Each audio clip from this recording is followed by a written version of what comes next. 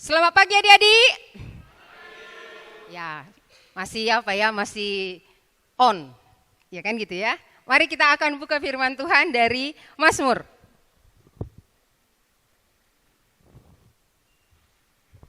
Mazmur pasal 8.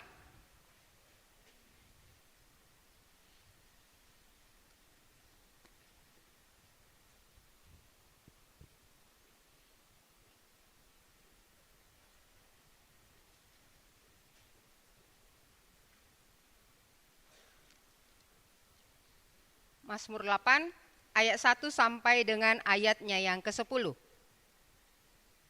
Kita akan baca secara bergantian. Saya ayat yang ganjil, kita semua ayat yang genap. Mazmur 8 ayat 1 sampai dengan ayat 10. Sudah dapat semua ya? Sudah? Ada yang tidak tahu di mana Mazmur? Tahulah ya. Di pas pertengahan dari Alkitab biasanya kalau kita buka.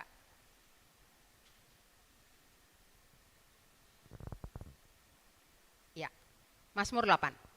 Saya akan baca ayat 1. Untuk pemimpin biduan, menurut lagu Gitit Mazmur Daud. Ya Tuhan, Tuhan kami, betapa mulianya namamu di seluruh bumi, keagamanmu yang mengatasi langit dinyanyikan. Dari mulut bayi-bayi dan anak-anak yang menyusu telah kau letakkan dasar kekuatan karena lawanmu, untuk membungkamkan musuh dan pendendam. Jika aku melihat langitmu, buatan jarimu, bulan dan bintang-bintang yang kau tepatkan. Apakah manusia sehingga engkau mengingatnya? Apakah anak manusia sehingga engkau mengindahkannya? Namun engkau telah membuatnya hampir sama seperti Allah, dan telah mengurutainya dengan kemuliaan dan hormat. Engkau membuat dia berkuasa atas buatan tanganmu, segala-galanya telah kau letakkan di bawah kakinya. Kambing domba dan lembu sapi sekalian, juga binatang-binatang di padang. Burung-burung di udara dan ikan-ikan di laut, dan apa yang melintasi arus lautan. Ya Tuhan, Tuhan kami. Betapa mulianya namamu di seluruh bumi. Sampai demikian. Kalau kalian punya barang yang paling berharga, kira-kira menurut kalian apa paling berharga dalam hidup kalian? Sekarang, HP. HP ya? Apanya paling berharga bagi anak remaja? HP. Orang yang kerja? Uang. Uang langsung gitu kata James. Uang. Apa? Pekerjaan. Ya kalau yang masih sekolah-sekolah ini, HP ya? Iyanya? HP yang paling berharga ya? Ya HP. Kalau itu kira-kira hilang, apa yang kalian lakukan? Hah? Carinya kayak mana? Kayak mana nyarinya? Gini, aku kehilangan HP, di mana ya? Gitu nyarinya? Enggak ya? Aku tadi letakkan di sini, di mana? Cari. Aku kayaknya di sini loh letakkan tadi. Cari di mana-mana sampai seluruh rumah dicari. Sampai dapat ya? Sampai dapat biasanya kan? Kalau belum dapat, kita nggak akan berhenti kan? Iya. Apa yang paling berharga pasti kita akan cari. Mari kita akan lihat. Hari ini kita akan melihat mengapa kita tidak mencari yang paling berharga. Karena kita tidak mengerti apa yang paling berharga. Kenapa HP kita cari sampai dapat? Karena kita tahu itu paling berharga. Uang paling berharga. Pekerjaan paling berharga. Tetapi kenapa kita tidak cari yang paling berharga yang di dalam Tuhan ini tadi? Karena kita tidak tahu itu paling berharga.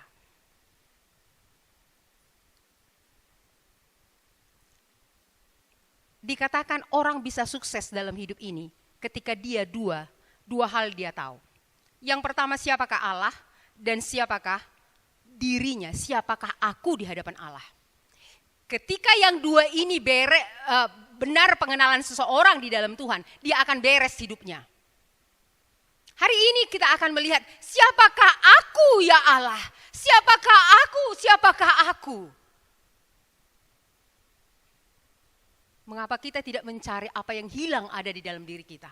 Karena kita tahu bahwa kita itu tidak kita anggap yang berharga dalam hidup kita. Nah, kita akan belajar hari ini siapakah kita dan siapa Tuhan itu juga. Dua hal yang terpenting di dalam hidup kita melalui nats ini. Iya, ini yang akan kita lihat. Mari kita lihat yang pertama adalah tentang siapakah Tuhan dinyatakan di dalam ayat ini. Ayat yang kedua. Ya Tuhan, Tuhan kami, betapa mulianya namamu di seluruh bumi. Keagunganmu mengatasi langit dinyanyikan. Kita tahu tadi firman Tuhan ini adalah Daud yang menuliskannya. Kita tahu bagaimana Daud boleh melihat kemuliaan Allah, keagungan Allah. Dari mana Daud melihat keagungan Allah pertama-tama? Waktu dia menggembalakan kambing domba. Lalu waktu dia bawa domba-dombanya ini ke padang, dia lihat singa, dia lihat beruang. Wah, selama ini ayahnya sudah ngasih tahu bahwa Allah itu lebih besar daripada semua apapun yang ada dalam dunia. Dia belum pernah praktek. Tapi dia sudah percaya bahwa Allah itu lebih besar daripada singa itu. Lalu apa? Dia berdoa, Tuhan berilah supaya kuasa yang ada padamu itu aku akan bisa mengalahkan singa itu. Aku akan bisa mengalahkan beruang itu. Lalu waktu datang singa, sebesar siapa singanya ya? Mungkin sebesar siapa yang paling besar di sini? Siapa? Siapanya dipilih orang ini? Sebesar siapanya? Iya. Iya, lebih besar dari kalian tentunya. Karena singanya sungguh, wah. Ketika sudah gini mulai singanya sama Daud, langsung dia bilang, ambil janggutnya, karena itu dikatakan dia. Ku ambil janggutnya, ku buka mulutnya, ku tinju dia. Loh, itu kuasa dari mana? Itu kemuliaan yang pertama dia lihat dalam hidupnya. Dan dia mengalami kemenangan melawan singa-singa itu. Melawan beruang itu, melawan binatang buas yang ada di padang yang ingin memakan dombanya. Wah, dia kecil loh. Kalau dikatakan dalam Alkitab dia masih merah, itu masih muda. Itu sekitar usia-usia 14 tahun. Masih seperti si Kiel. Lebih besar dari Kiel lagi. Ya kan dia, Kiel ya? Iya masih muda. Iya, Kiel langsung grogi dia. Iya.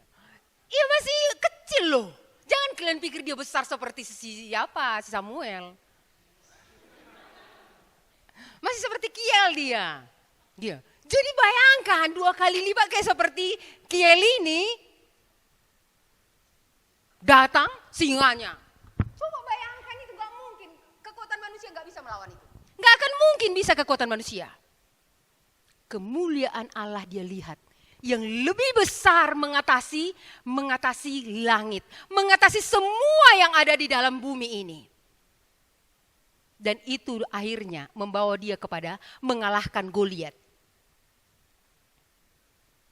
Waktu saya bawa cerita anak-anak di kampung tentang Goliat dan Daud.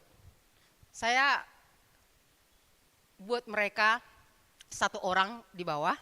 Lalu saya waktu itu naik ke atas kursi. Oh, Goliat setinggi ini loh, saya bilang. Lalu orang itu bilang, oh jadi besar banget, besar sekali, iya. Waktu saya katakan seperti itu, lalu apa mereka bilang? Hah, bisa kalah? Bisa. Mengapa bisa kalah? Karena ada Tuhan bersama-sama dengan dia.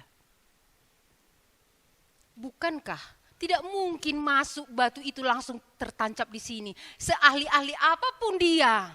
Kalau bukan Tuhan yang menolong dia, membuat batu itu pas tertancap di sini. Gak mungkin karena keahlian dia. Pasti karena Tuhan yang menolong. Sehingga sasaran daripada batu itu 1 kali saja. Gak perlu 2 kali. Coba kalian latihan terus nanti. Latihan ya. Coba latihan kalian nanti. Berapa kali sampai menang? Coba. Sampai dapat. Kena sasaran ya. Tapi Daud hanya 1 kali.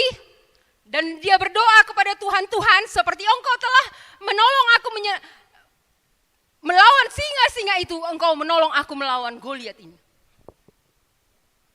Pas di tengah. Dan bisa juga sampai di tengah tapi hanya melanting gini ya kan. Ini tertancap lagi. Sampai masuk ke otaknya. Dan Goliat yang sepertinya hebat tadi itu, yang menyembah dewa-dewa tadi itu, yang sepertinya sombong dengan dewanya. Allah mana yang bisa mengalahkan dewa-dewaku? Tidak ada Allah manapun yang bisa mengalahkan dewaku. Akan kusuruh dewa-dewaku itu akan apa? Memakan kamu semua. Kata Goliat yang sombong. Tapi Daud karena dia melihat, dia mengenal Allah yang mulia itu, dia tidak takut. Ini yang kita lihat.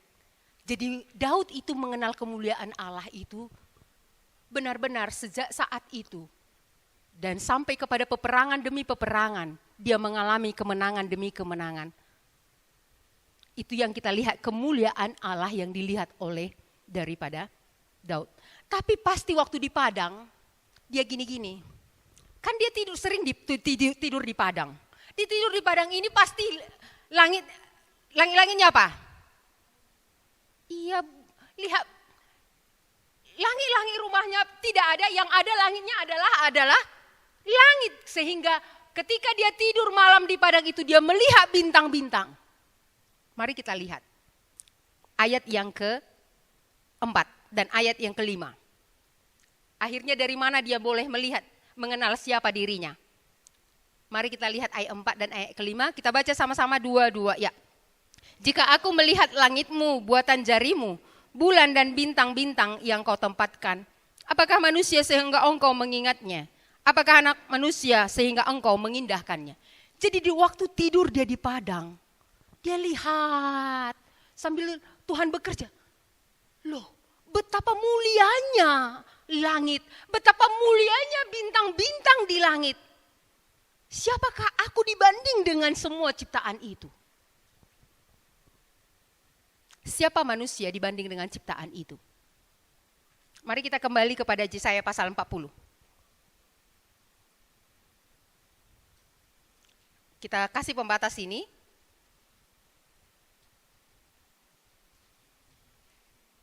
Yesaya pasal 40.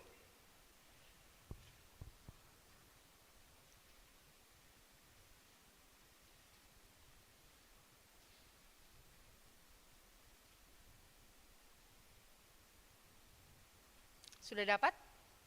Kasih pembatas ke Mazmur tadi ya, karena kita akan kembali ke sana.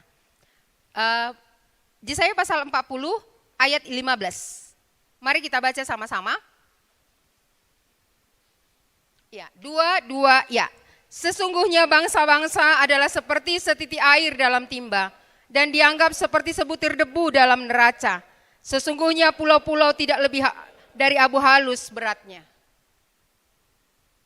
Di hadapan Allah, kita hanya dikatakan bangsa-bangsa hanya seperti setitik air dalam timba. Mari kita lihat air ini ya. Ketika saya ambil ini ada satu tetes ini. Di hadapan Allah, bangsa-bangsa itu seperti setetes ini di hadapan Allah.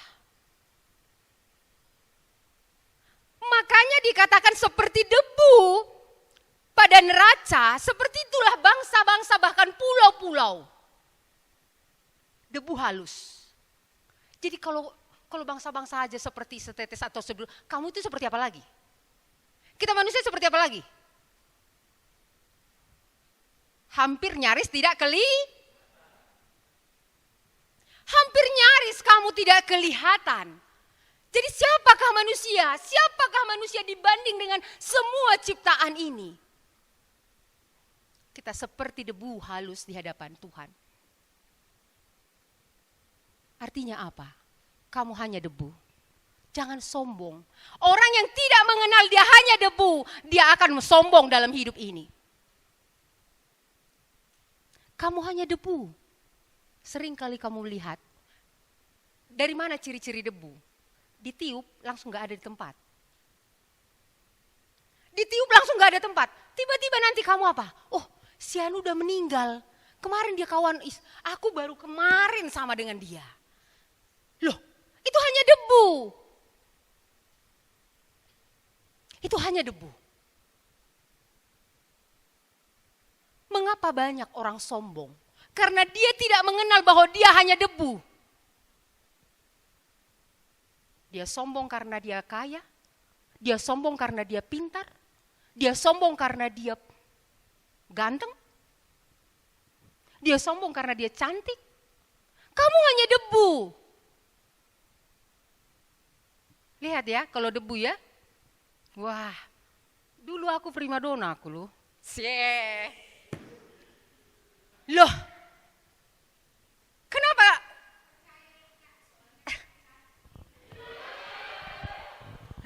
Loh, makanya kalau debu itu punya kualitas, hanya bertahan sebentar. Loh, iya kan? Itu hanya bertahan sebentar. Saya suka lihat gambar-gambar kalau kalian pernah lihat di TikTok atau di apa? Bintang Hollywood dari masa mudanya, kan gitu ya. Wah, waktu anak-anak sepertinya belum kelihatan gantengnya, tapi sudah menjadi dewasa, mulai wah ganteng banget, cantik banget. Sudah tua, langsung kelihatan. Karena apa? Cuma debu. Semua habis dalam seketika. Karena apa? Karena cuma debu. Karena kamu cuma debu. Lihat, sehebat apapun orang, ketika pada akhirnya, lihat, semuanya hanya menunjukkan kamu debu. Kematian menunjukkan kita hanya debu. Saya dulu kalau karena merasa percaya diri cantik kan. Saya yang cantik kan? Ini karena ada yang udah mulai ngantuk ini. Iya. Jadi dulu karena saking pedenya saya cantik, akulah paling pede sedunia. Loh iya loh, itu Kak Lina itu bilang kakaknya yang paling pede sedunia katanya. Karena apa? Karena memang banyak laki-laki jatuh cinta sama saya. Dan saya menolaknya. Loh.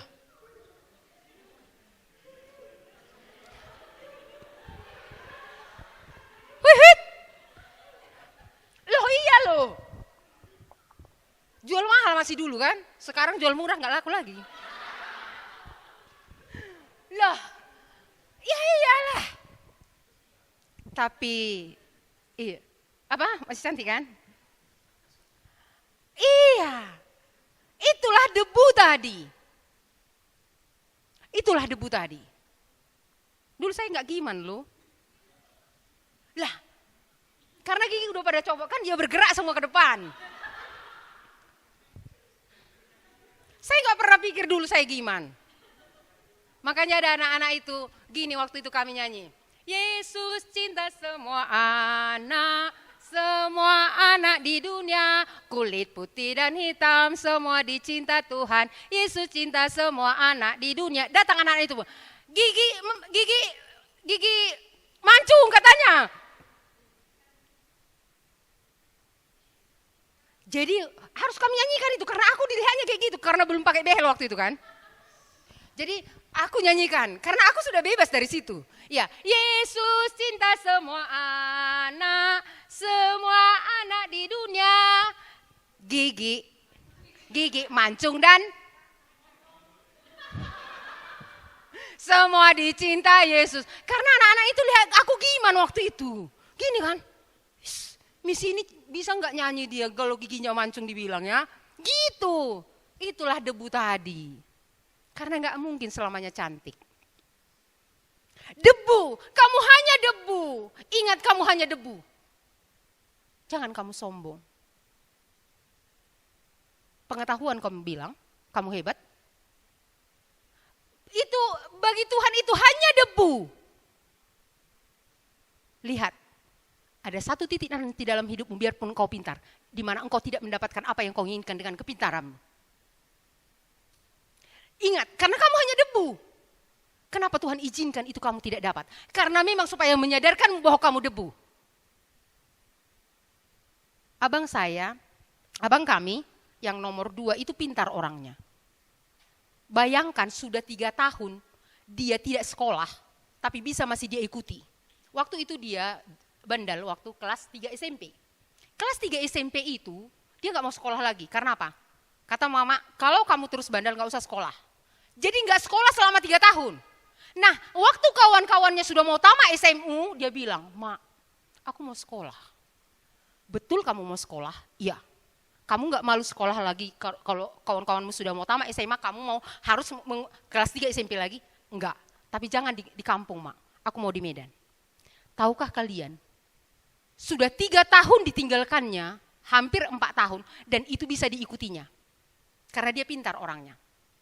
Dan di SMA Metodis, yang orang-orang China semua yang ada di samping Olimpia pada waktu itu. Dan akhirnya dia masuk ke universitas. Tapi apa yang terjadi dengan kepintarannya tadi? Karena dia hanya debu. Tuhan mau menyadarkan dia, 7 tahun dia tidak dapat pekerjaan. Dengan kepintarannya dia pikir dia akan cepat dapat. Tidak. Tuhan katakan kepada dia, supaya engkau tahu bahwa engkau debu. Kita hanya debu. Apa yang engkau banggakan? Uang? Betapa banyaknya orang beruang. Setelah habis semua baru sadar dia debu. Apa yang engkau banggakan dalam hidupmu? Tidak ada yang berharga. Sebenarnya tidak ada yang bisa kita andalkan. Yang akan membuat sebenarnya manusia itu sombong, tidak ada. Kita hanya debu. Nah, mari kita lihat apa yang membuat kita berharga. Mari kita lihat Mazmur pasal 8 tadi. Apa yang membuat kita berharga dalam dunia ini? Mari kita lihat ayat yang ke-6 dan ayat yang ke-7.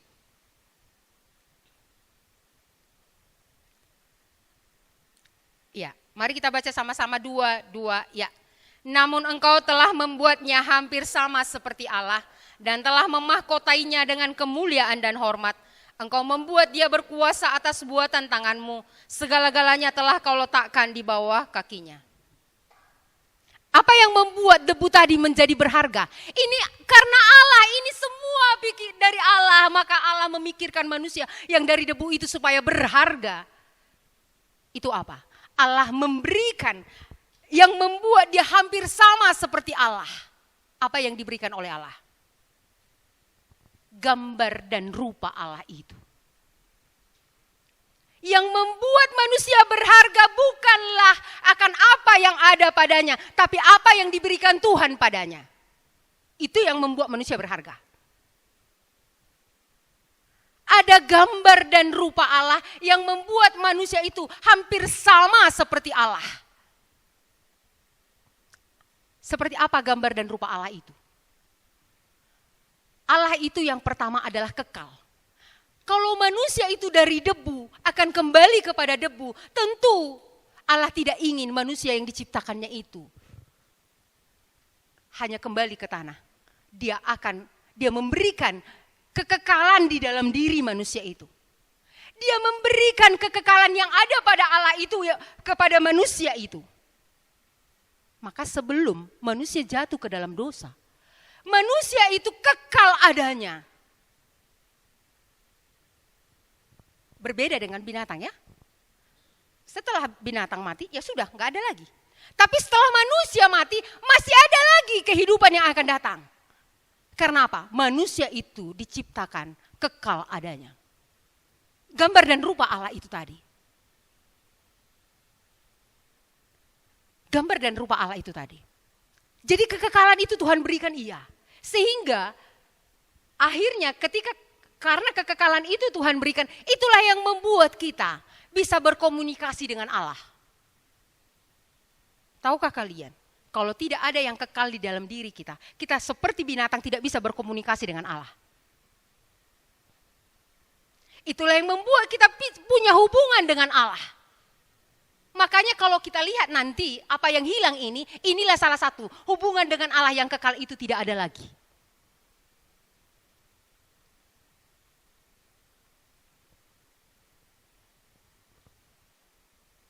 Kalau mau menghadiri orang yang meninggal, apa yang kalian lihat kalau menghadiri orang meninggal? Apanya? Oh, bendera merah. Oh, bendera merah. Iya, enggak apa-apa. Berbagai ini. Kalau kalian melihat meninggal, apa yang kalian lihat? Supaya nanti jangan asal datang ke tempat orang meninggal, apa yang dilihat ya? Hah? Apanya? Oh, peti mati. Iyalah, dilihatlah peti mati. Kok sempat pula asal dicampakkan dia kan gitu ya. Iya. Ayo, apa yang kalian dilihat lagi kalau lihat orang meninggal? Hah? Orang? Muka orang mati. Iya, mukanya yang dilihat ya. Muka orang mati. Apalagi yang dilihat selain itu? Hah? Bunga. Oh iya, bunga. Iya, kalau Daniel ini selalu melihat yang apanya? Yang indah-indahnya. Iya. Yang indah-indah selama masih hidup ini yang indah-indah, nanti sebentar lagi mati kan? Iya. Iya, apalagi? Hah? Apa dek? Baju hitam. Oh iya, semua orang kalau ada orang meninggal baju hitam. Ya ini, oh baju hitam. Ada baju hitam ini, ada yang berduka ini ya.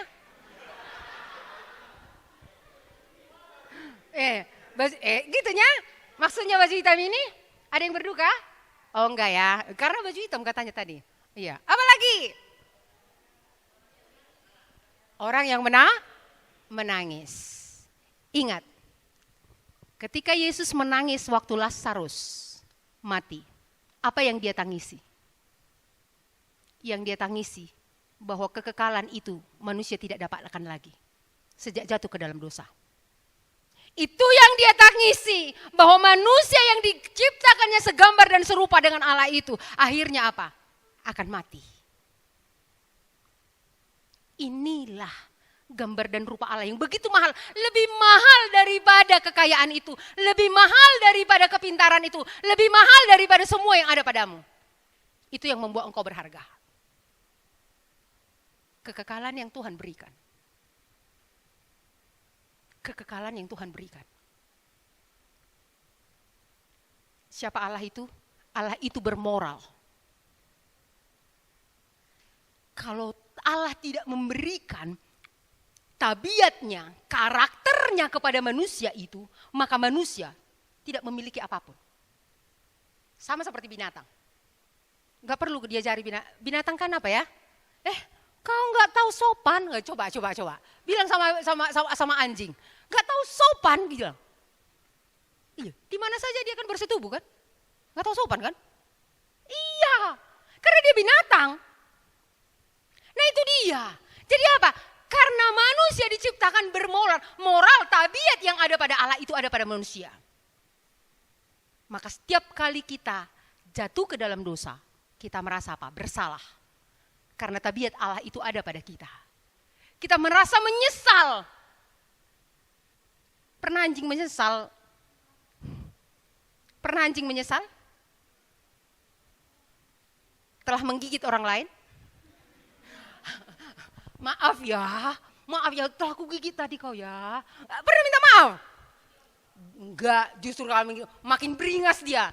Aduh ini kok sepertinya menjadi pengganggu dalam hidupku. Akan kuhabisi dia. Tapi manusia enggak.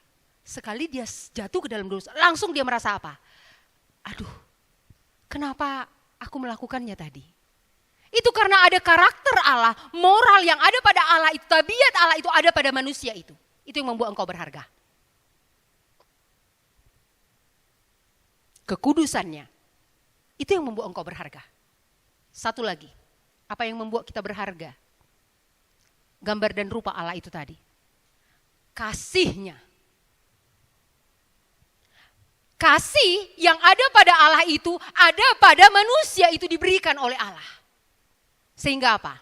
Kita lihat Keluarga pertama yang diciptakan oleh Allah itu betapa saling mengasihi. Siapa yang ingat apa yang dikatakan oleh Adam? Engkaulah tulang dari tulangku. Engkaulah daging dari dagingku. Itu bukan hanya kayak ngomong biasa, itu dalam itu. Artinya apa? Engkaulah bagian dari hidupku dan aku mau hidup menyerahkan apapun untukmu. Itu loh. Coba sekarang pacaran aja. Ya kan gitu ya? Pacaran. Masih baik-baik lah yang pacaran ya. Mana sakit tadi, Dek? Ya kan? Pacaran itu belum nampak ini, kasihnya masih kasih apa? Mana tadi sakit, Dek? Ini loh, Bang. Iya, sini ku apa? Ku kusuk, Dek, katanya. Ini. Tapi udah menikah. Langsung apa yang terjadi? Bang, aku jatuh, Bang. Di mana kau taruh tadi matamu? Loh, kenapa? Karena gambar dan rupa Allah itu sudah hilang. Tapi ketika gambar dan rupa Allah itu ada pada Adam dan Hawa sebelum jatuh ke dalam dosa, Adam langsung bilang apa? Inilah bagian dari seluruh hidupku. Aku akan menyerahkan apapun untuknya. Aku akan menyerahkan apapun untuk dia. Karena aku mengasihinya. Adakah kasih seperti itu lagi di bumi ini? Tidak ada. Nah ini, jadi kasih yang ada pada Allah itu, kasih yang sempurna itu tadi ada pada manusia itu, yang membuat manusia itu berharga. Nah mari kita lihat, apa yang hilang, yang membuat akhirnya kita tidak berharga. Mari kita lihat di dalam Roma pasal 3. Roma pasal 3.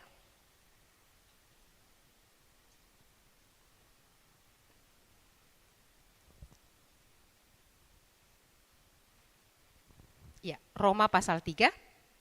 Mari kita baca sama-sama ayat 23. Iya, ini sudah hafal ini ya. Mari kita baca sama-sama. Roma 3 ayat 23. 2 ya. Karena semua orang telah berbuat dosa dan telah kehilangan kemuliaan Allah. Lihat, mengapa engkau merasa sekarang tidak berharga? Karena engkau telah kehilangan kemuliaan yang diberikan oleh Allah itu. Gambar dan rupa Allah itu sudah hilang dari dirimu, yang membuat engkau kembali apa? Debu, tidak berharga apa-apa. Jadi kehilangan kemuliaan yang diberikan oleh Allah itu, kamu telah hilang. Gambar dan rupa Allah itu sekalipun kamu kaya, sekalipun kamu ganteng, kenapa hampa terus di sini? Karena ada yang hilang. Kenapa hampa di sini? Sekalipun kamu punya semua, kenapa hampa?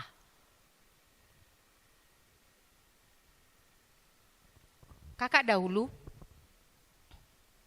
sebelum bertemu dengan Yesus ini, kakak tukang pacaran. Sudah kakak pernah bilang, kakak mata laut.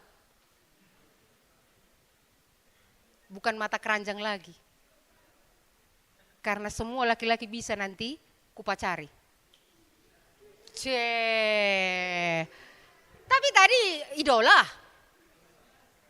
Jadi SMP aku udah pacaran. Jadi kalau ada orang bilang SMP, iya aku lagi sudah pacaran, aku bilang. Iya. Tapi biarpun nanti ku dapat laki-laki seperti yang kuinginkan semua, selalu saja hampa di sini. Biarpun laki-laki itu mengasihiku, tapi selalu aja hampa di sini.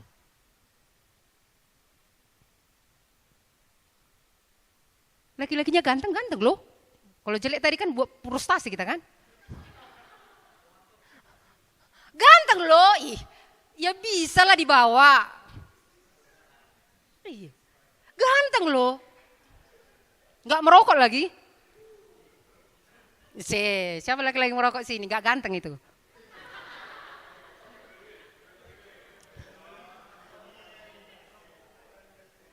Iya loh. Iya. Jadi Ganti dengan laki-laki ini, ganti dengan laki-laki ini, ganti dengan laki-laki ini. Tapi tidak pernah kehampaan itu bisa diisi oleh mereka. Karena apa? Ada yang hilang. Gambar dan rupa Allah itu. Itu hilang. Tidak bisa diisi oleh apapun yang ada dalam dunia ini. Karena yang membuat kita berharga hanyalah karena ada gambar dan rupa Allah itu.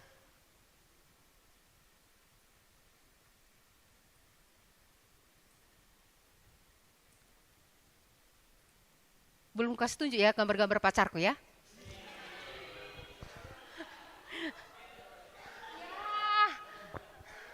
Kalau dilihat kalian masih kurang lah.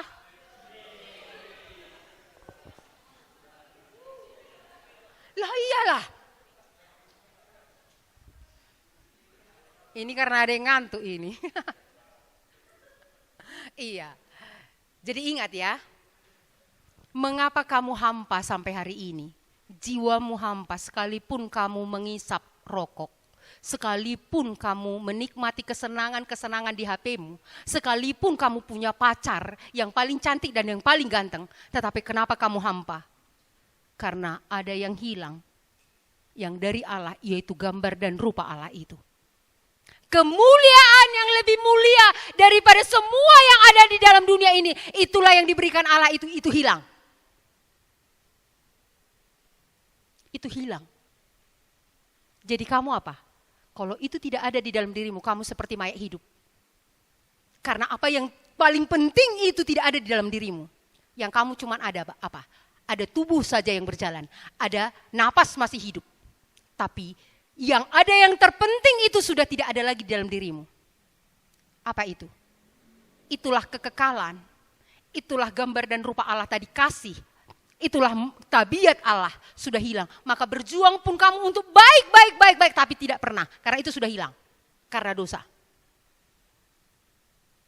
Itu sudah hilang.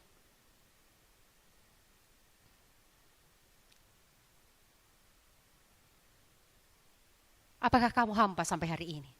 Masa remajaku adalah masa remaja yang suram.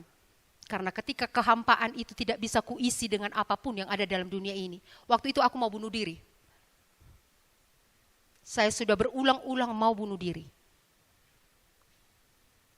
Karena apa? Karena saya frustasi ketika saya coba semua. Tidak ada yang bisa memuaskan dahaga jiwaku. Karena rupanya yang hilang itu belum saya temukan. Yaitu gambar dan rupa Allah itu. Mari kita lihat bagaimana supaya gambar dan rupa Allah itu ada pada kita. Mari kita lihat Roma pasal 8.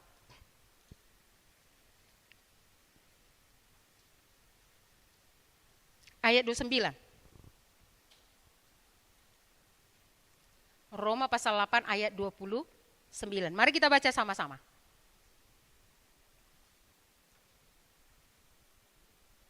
Roma pasal 8 ayat 29. 2, ya. Sebab semua orang yang dipilihnya dari semula, mereka juga ditentukannya dari semula untuk menjadi serupa dengan gambaran anaknya. Supaya ia anaknya itu menjadi yang sulung di antara banyak saudara. Menjadi serupa dengan gambaran Allah yang dahulu hilang itu akan bisa kembali. Kapan itu bisa kembali? Gambar dan rupa Allah itu. Ketika engkau dipilih oleh Allah. Ketika engkau diselamatkan oleh Allah. Itu yang membuat gambar dan rupa Allah itu kembali kepadamu. Itu yang akan membuat kau akan bisa berkorban bagi orang lain. Itu yang akan membuat engkau akan bisa mencapai kesempurnaan dari tabiat itu, yaitu tabiat Allah tadi. Saya dulu yang paling susah lepas adalah dari Victor. Tahu Victor ya? Pikiran kotor. Saya yakin ini Victor ini semua. Ini wajah-wajahku dulu ini. Iya, ini Victor ini semua ini. Nah, perempuannya juga iya ini ya. Iya. Di HP entah apa dilihat kan, gitu ya. Victor semua. Itu dosa yang paling susah saya lepas dari dulu. Dan yang paling besar dalam hidup saya. Kenapa?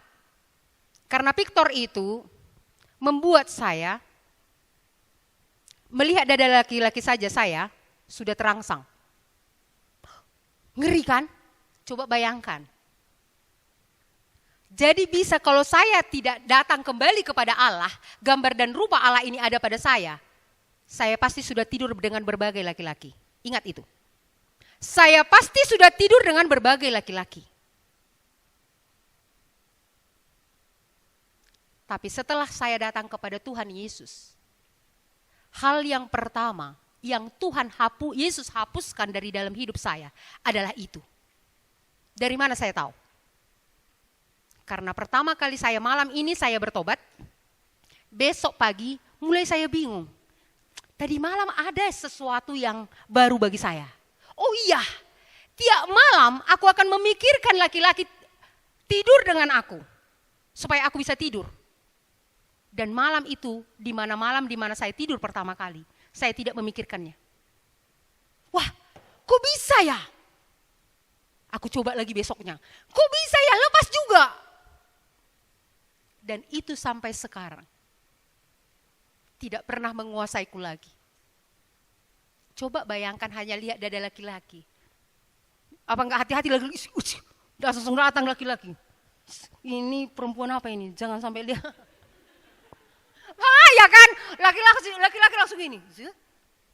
Jangan sampai. Ini perempuan apa ini? Hiperseks. Lah iya, laki-laki akan ketakutan dekat sama aku kan? Iya. Tapi setelah Tuhan Yesus menyelamatkan saya, hal yang paling pertama yang besar saya rasa itu lepas sampai hari ini. Coba kalau kamu hiperseks, orang-orang penyembah berhala akan hiperseks. Ingat, seks yang tidak normal. Akibat dari dosa penyembahan berhala, aku akan menyerahkan mereka kepada kecemaran akan seks. Kamu tidak bisa melawannya. Ingat. Sekarang ini kamu sepertinya masih aman. Tapi besok keluar kamu dari sini. Kalau kamu tidak mengenal Kristus. Ingat, seks itu akan menguasaimu. Seperti singa yang akan memakan kamu. Di kampung hari ini, pernikahan 75% telah hancur. Mengapa? Karena manusia tidak kembali kepada Allah. Gambar dan rupa Allah itu tidak ada pada manusia itu. Sehingga apa? Istrinya sudah pergi tidur dengan suami orang sana. Suaminya sana sudah pergi dengan istri orang lain ke sana. Karena 75%. Jangan kamu ketawa, itu hal yang paling serius. Bukankah iblis ingin menghancurkan satu komponen yang paling penting dalam hidup ini adalah keluarga. Kalau suami istri sudah hancur, maka anak-anak akan hancur. Betapa kiri kanan saya semua sudah cerai. Di depan saya, istrinya sudah pergi dan menikah dengan orang lain. Di kanan saya, istrinya sudah pergi dan menikah dengan orang lain. Di kiri saya sudah cerai. Itu masih sejauh mata melihat. Dan itu bakalan terjadi kepada kamu. Kalau orang tuamu pun berapa kali hancur di dalam seks itu, pasti kamu tidak jauh dari situ. Kamu perlu gambar dan rupa Allah ini. Dan untuk inilah Yesus mati di kayu salib. Untuk inilah supaya yang sempurna itu akan jadi, yaitu tabiat Allah itu akan ada padamu. Kamu akan bisa melawan seks itu. Apa yang paling kamu takuti dalam hidup ini? Jangan kamu pikir seks itu akan aman-aman saja kamu. Enggak. Kamu akan dihancurkannya. Sampai kamu binasa. Jadi untuk inilah Yesus mati di kayu salib. Supaya gambar dan rupa Allah yang telah rusak itu, yang telah hilang itu akan kembali kepadamu. Dan apa yang terjadi kalau itu sudah ada? Mari kita lihat. Mazmur 144.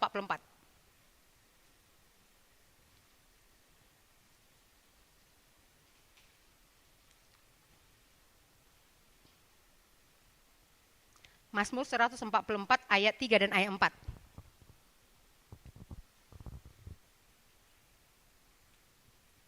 Mari kita baca sama-sama. Apa yang akan terjadi kalau memang Tuhan menyelamatkan kita. Yesus menyelamatkan kita, mati untuk kita. Mari kita baca sama-sama ayat 3 dan ayat 4. Kita baca sama-sama dua-dua ya. Ya Tuhan, apakah manusia itu sehingga Engkau memperhatikannya? Dan anak manusia sehingga Engkau memperhitungkannya? Manusia sama seperti angin hari-harinya, seperti bayang-bayang yang lewat. Apa yang akan terjadi ketika Yesus menyelamatkan kita? Hari-hari ini tidak akan, sekalipun sangat singkat, akan lewat hari-hari ini, akan ada nilai yang kekal yang akan kita kerjakan. Karena hari-hari ini seperti bayang-bayang yang akan cepat hilang. Hari-hari ini seperti bayang-bayang. Lihat, aku kemarin seperti masih umur kalian kurasa. Itu sekitar 30 tahun yang lalu. Saya udah jelita loh. Tahu jelita? Apa Mama Moses? Menjelang 50 tahun. Kami grup ada jelita loh di belakang. Loh, jelita menjelang usia 50 tahun. Tapi saya baru kemarin seperti umur 20, pacar-pacaran. Seperti kemarin. Jangan kamu lihat.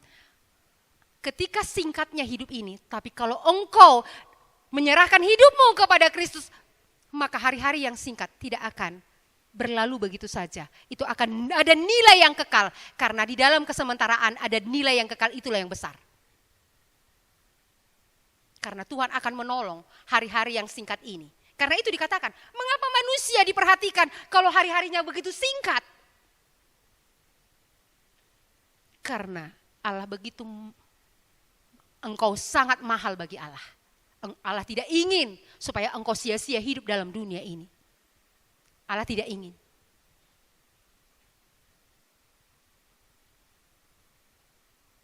Ingat seperti Josh Muller ya.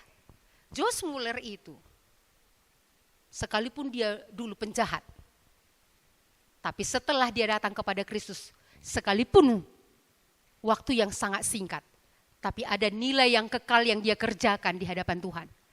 Coba bayangkan,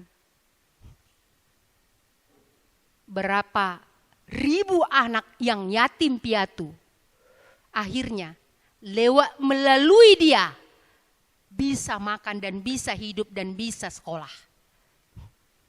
Kamu jadi sarjana nanti berapa yang kamu bisa kasih makan orang? Enggak, hidup untuk diri sendirilah. Jangan kan ngasih makan orang. Apa ya, mobilku kurang kayaknya satu lagi ini. Udah lihat rumah kan? Iya, kurasa harus ada satu rumah di sana supaya nanti ketika nanti ada ke sana, supaya bisa nanti tinggal di sana. Itu terus di otak. Udah datang Tuhan. Oke, sudah selesai kerjaanmu itu aja. Udah malam ini kau ambil nyawamu. Udah cukuplah itu kerjamu. Loh, makanya singkat hidup orang-orang kayak gitu. Udah singkat makin singkat lagi kan. Udah, kan itu orang kaya yang bodoh itu. Udah siap kerjamu. Udah, malam ini udah selesai lah itu. Seperti itulah nanti hidupmu. Karena untuk apa Tuhan memperpanjang? Loh, untuk apa Tuhan memperpanjang hidupmu? Karena kamu bukan hidup untuk yang kekal. Untuk apa? Karena napas Tuhan yang punya. Untuk apa kasih Tuhan napas terus kepadamu? Kalau kamu hidup terus untuk dirimu. Kalau kamu terus hidup untuk dosamu. Untuk apa Tuhan memperpanjang? Udah capek kau kan kata Tuhan. Udah, oke, malam ini. Hai Stephen. Karena udah capek dia kan kerja kan. Sampai dia les komputer apa sekolah. Sampai dapat kerja. Udah dapat kerja. Udah diterima. Aku lulus loh, senang kali nih. Lulus aku diterima di rumah sakit ini loh. Jadi tenaga, iya, di TU gitu kan. Udah diterima. Tapi datang Tuhan. Karena kau memang sudah lalukan di Bible Camp kemarin, gak datang kau sama aku. Maka ya sudah cukuplah, malam ini kau ambil nyawamu. Bisa bilang, jangan dulu Tuhan, kasih sekali lagi. Enggak. Gak bisa. Maka ambil kesempatan hari ini. Karena kalau engkau tidak mengambil kesempatan, kau hanya hidup untuk dirimu sendiri. nilai yang kekal tidak akan ada padamu. Karena yang kekal itu hanya berasal dari Dia.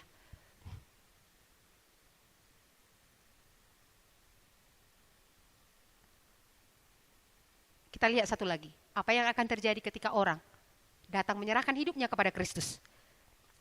Ayub. Ayub 7 ayat 17. Di mana Ayub ya?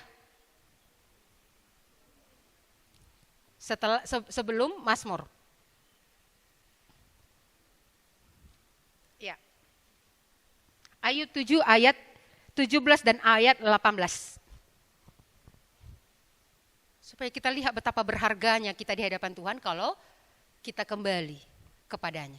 Betapa mahalnya kita di hadapan Tuhan. Mari kita lihat Ayub 7, ayat 17 dan ayat 18. Sudah dapat semua? Sudah dapat Ayubnya? Ada yang belum dapat Ayub?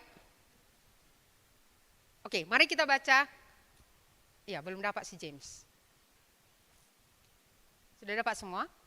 Udah ya? Ayub 7 ayat 17 dan ayat 18. Dua-dua ya. Apakah gerangan manusia sehingga dia kau anggap agung dan kau perhatikan dan kau datangi setiap pagi dan kau uji setiap saat. Ketika Kristus ada dalam hidupmu, engkau menyerahkan hidupmu, dia sendiri yang akan mendatangimu tiap pagi. Karena apa? Apa yang masih kurang sama anak ini ya? Kok ini kayaknya aku tengok dia udah bertobat tapi masih jelalatan matanya. Ini dia akan datangi setiap pagi. Loh, kalau kita nggak kembali kepada Tuhan, siapa lo? Aku nggak kenal kau, katanya. Ini dia. Ini sangat mahal. Siapakah kita sehingga Allah yang dari surga itu mendatangi kita tiap pagi? Memberi berkatnya. Dan memurnikan kita. Siapakah kita? Kalau bukan karena kita mahal di hadapannya. Kalau bukan karena mahal, coba Presiden suruh datang kemari. Pak Presiden, datangi saya. Lo siapa lo? Emangnya siapa lo? Kan gitu kata Jokowi. Kurasa bahasa Jawa bilangnya kan. Haya.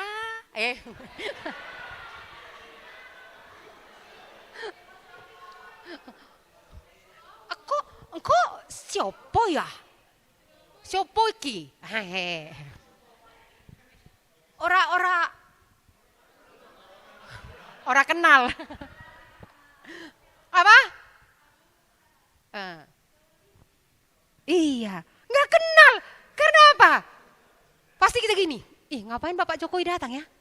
Gak mungkin kau didatanginya. Karena siapa lo? Tapi mengapa Tuhan mau mendatangi kita? Karena engkau sangat berharga di hadapannya. Dia buktikan lewat kematiannya di atas kayu salib. Maka setelah engkau menyerahkan hidupmu kepadanya, ia akan memperhatikanmu setiap saat. Memperhatikan apa yang masih kurang dalam hidupmu. Mengapa anak ini selalu matanya jelalatan sama laki-laki? Ia harus kusucikan dari situ.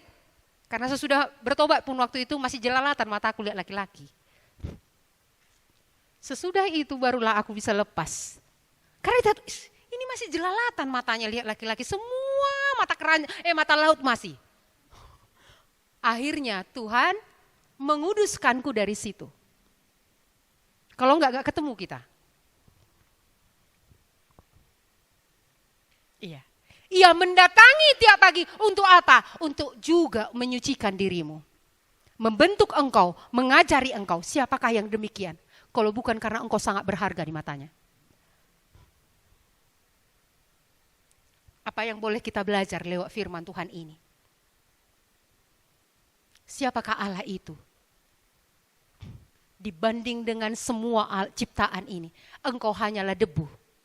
Dan kemuliaan Allah itu begitu tinggi dan mulia, tidak bisa disamakan dengan debu. Sedangkan dengan ciptaan tidak bisa disamakan dengan langit. Ciptaan yang begitu besar pun tidak bisa disamakan Allah itu. Apalagi dengan engkau debu. Siapa Allah itu? Dia Allah yang begitu mulia. Dia Allah yang begitu agung. Tapi siapakah engkau? Siapakah aku?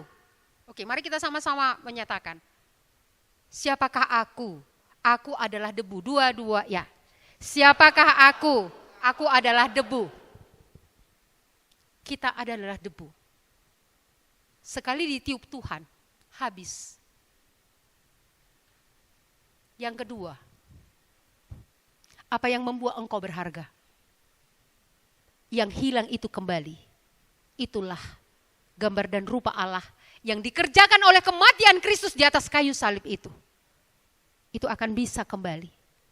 Kemuliaan Allah bersama-sama dengan Allah dan hidup dalam kasih-Nya.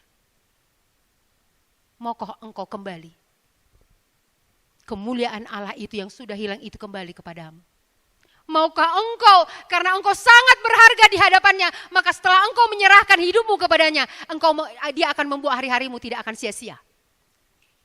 Dia akan membuat apa? Dia akan mendatangimu setiap pagi, karena engkau sangat berharga di hadapannya. Maukah engkau menyerahkan hidupmu kepadanya? Karena engkau sangat berharga di hadapannya. Ini yang boleh kita renungkan. Mari kita bernyanyi, kau berharga di mataku, sebelum kita tutup.